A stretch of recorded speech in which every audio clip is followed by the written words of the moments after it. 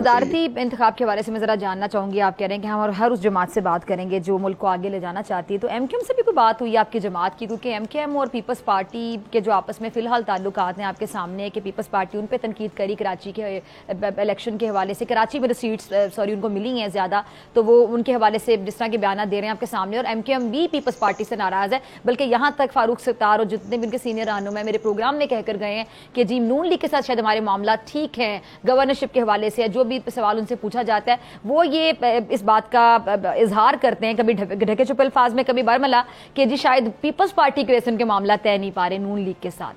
تو آپ لوگوں کی ایم کیو ایم کے ساتھ بات اگر ہوئی ہو؟ جہاں تک تو ہماری بات ہے, ہمارا ان سے کوئی رابطہ اس لیے نہیں ہوا کہ وہ ابھی بھی حکومتی اتحاد کا حصہ ہے. ان کی وہ آڈیو لیکس آئی ہیں, وہ ساری باتیں انہوں نے ایک دوسرے پہ بیان بازی کی ہے, اس کے وہ بہتر جواب خود دے سکتے ہیں. لیکن ظاہر ان کے معاملات طے ہو گئے ہیں. اب سننے میں جو آ رہا ہے وفاقی کابینہ کی بات جو آ رہی ہے, اور اگر آپ سوشل میڈیا کی بات ہی اگر دیکھ لیں تو ایم کیو ایم کو انہوں نے جو وزارتیں مانگ رہی تھی ساری مل گئی ہیں, 3 وزارتیں مل گئی ہوں, تو آبویسلی ان سے وہ راضی ہوں گے. کیوں راضی نہیں ہوں گے؟ وہ حکومتی اتحاد کا حصہ ہے. یہ پی ڈی ایم 2.0 کی حکومت ہے اور یہ پی ڈی ایم 2.0 کی حکومت رہے گی. آپ دیکھیں گے وقت آنے پر پیپلز پارٹی بھی کابینہ میں اپنا حصہ لے لے گی, اور ان کو ہماری تو دعا ہے کہ یہ پچھلے جو 16 ماہ کی کارکردگی ہے اس سے کو بہتر کارکردگی دکھا سکے.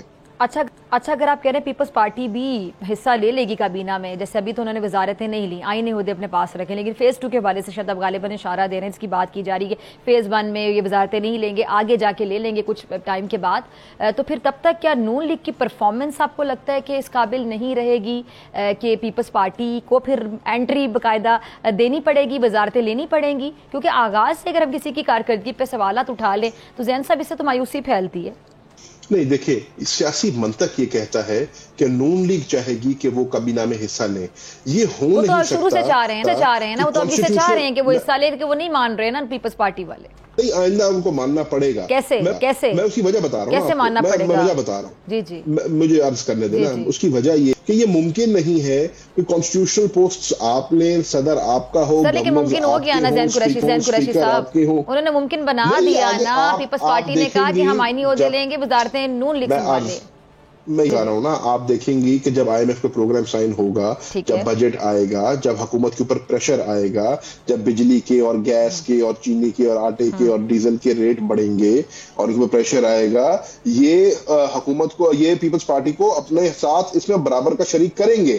اگر نہیں کریں گے تو اگلے الیکشن میں آخری ایک منٹ میں آپ کا کامنٹ چاہوں گی. یہ جو بھٹو کیس میں جیسی رائے آئی ہے, تو تحریک انصاف کی جانب سے اس سچویشن کو جو آپ کے بانی چیئرمین پی ٹی آئی کے ریلیٹ کیا جا رہا ہے اس دونوں سچویشنز کو, اور اس طرح کا بیان آپ لوگوں کی جماعت کی جانب سے آنا کہ جی بھٹو کی طرح کیا عمران خان صاحب کے فیئر ٹرائل کے لیے بھی 50 سال انتظار کرنا ہوگا. زین صاحب یہ کیا ہے, یہ کیا کہہ رہے ہیں آپ لوگ؟ یہ بہت ایک امپورٹنٹ ڈسٹنکشن یہاں پہ ہو رہی ہے. دیکھیں, شہید ذوالفقار علی بھٹو صاحب کو آج چیف جسٹس پاکستان نے کہہ دیا کہ ان کی آئین کے مطابق جو ٹرائل تھی وہ ٹھیک نہیں تھی, ڈیو پروسیس نہیں فالو ہوا تھا, اور آج ان کی وفات کے 50 سال بعد ہم یہ کہہ رہے ہیں کہ یہ نہیں ہے. لیکن آج بھی ملک میں ایک سابق وزیر اعظم ہے جو پابند سلاسل ہے. آج بھی ہمارا ماننا یہ ہے کہ سائفر کیس کے اندر جتنی بے ضابطگیاں ہیں, سر لیکن آپ کا ایسا بیان آ جانا کہ فیئر ٹرائل 50 سال کے بعد بھٹو صاحب والے کیس کے ساتھ خود کو ریلیٹ کرنا, آپ کیا عدلیہ سے اعتماد اٹھ گیا ہے؟ نہیں, اور ریلیٹ کیوں کر رہے ہیں, مجھے تو یہ چیز سمجھ نہیں آ رہی. بات سنیں, خود کو کیونکہ کورلیٹ ہوتا ہے. کورلیشن اس میں یہ بنتا ہے کہ ایک سابق وزیر اعظم تھا پاکستان کا جس کو پھانسی چڑھا دیا گیا, اور 50 سال کے بعد ہم ریئلائز کریں گے غلط پھانسی دی تھی اس کو. ہم یہی کہہ رہے ہیں کہ آج بھی ملک میں ایک سابق وزیر اعظم ہے جو پابند سلاسل ہے, اور اس کو بھی غلط ٹرائل کی گئی ہے. اس کی ٹرائل جو ہے اسلام آباد ہائی کورٹ میں ابھی لگی ہوئی ہے, ڈی بی کے آگے لگی ہوئی ہے. تو خدا را پچھلی غلطیوں سے سیکھیں, اور خدا نہ خاصہ اللہ نہ کرے نہ کرے. کیا دیکھ رہے ہیں نا کہ آپ لوگ اس طرح کے بیانات دے رہے ہیں, یہ کنٹروورشل بیانات ہیں جو آپ دے رہے ہیں پہلے سے. دیکھیں, کیونکہ سائفر کیس میں مخدوم شاہ قریشی اور عمران خان صاحب دونوں کو 10 سال سزا ہوئی ہے. مجھے کورٹ میں جانے کا موقع ملتا ہے, میں نے یہ دیکھا ہے. اب مجھے 2 منٹ دے دیں. اب اس میں بہت ساری irregularities ہیں.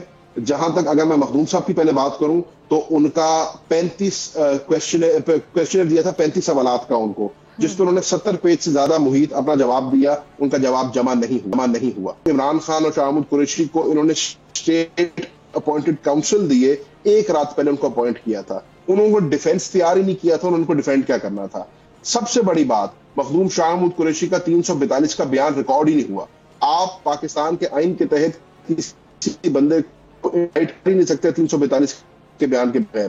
جو انہوں نے اپنا کویسچنئر 70 پیج کا جواب دیا 35 سوالوں کا، اس کو پھاڑ دیا گیا، اس کو ڈیلیٹ کر دیا گیا، اس کا ریکارڈ نہیں رکھا گیا. تو انہی چیزوں سے آپ کو نظر آ جاتا ہے کہ کتنی irregularities تھی اس ٹرائل میں. اور اب جب یہ ٹرائل اسلام آباد ہائی کورٹ میں آئی ہے تو آپ کو نظر آئے گا کہ یہ کیس جو ہے وہ انگریزی میں کہتے ہیں to not hold water، اور آپ کو نظر آئے گا کہ irregular تھا، اور انشاءاللہ اس کیس میں عمران خان کو اور شاہ محمود قریشی کو باعزت طریقے سے بری ہونا چاہیے.